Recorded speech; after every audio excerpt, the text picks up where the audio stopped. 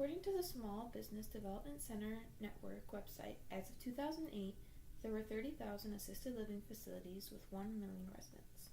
Between 2008 and 2009, these 30,000 facilities were expected to generate over $38 billion in revenue. This was not always the case, as assisted living has changed over time. My name is Yana Fiala, and today I'll be discussing the history of assisted living facilities, how they were developed.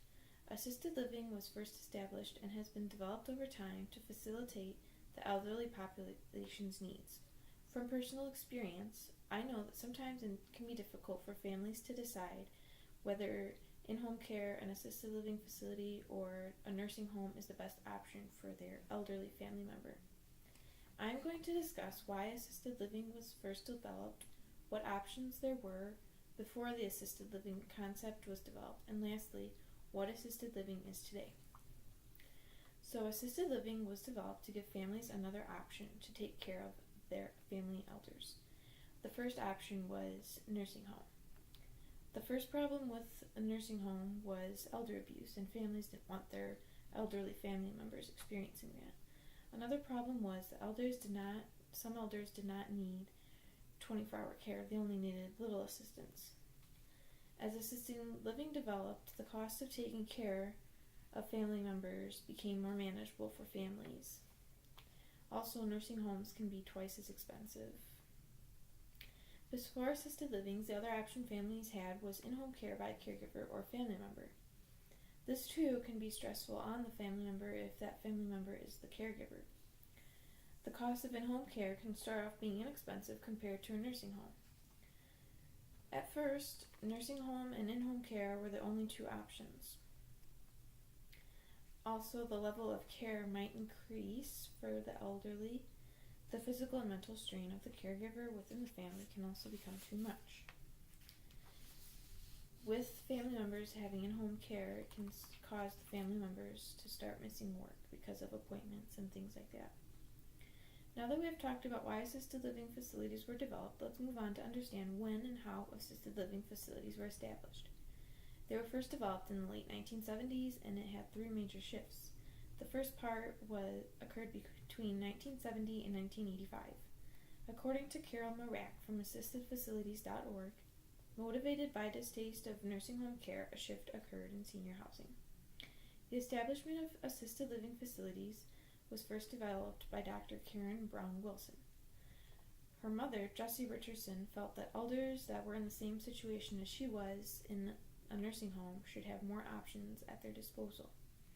So, Wilson aspired to create living conditions that tended to the needs of elders without making the living arrangements feel institutionalized. In 1981, Dr. Wilson developed the first assisted living facility in Portland, Oregon. The second part of the historical evolution occurred between 1986 and 1993. 4 different kinds of assisted living communities were created in this shift. The first one was reworking the old style, which was called hybrid. The second one was hospitality, which was a resort-like setting. The third one was house, which was for 55 years and older who needed little to no assistance. And the fourth one was healthcare, which was the continuum care model. The third part of the historical evolution occurred between 1994 and 2000. Within these 6 years, the realm of assisted living began to shift, focusing more on the quality of care. The shift on quality of care stems from the characteristics of the elderly demographic within this era. Elders are living longer, and they also have more chronic illnesses. Now that we've discussed how assisted living facilities were established, let's move on to understand what assisted livings are like today. They have developed significantly over the past few decades.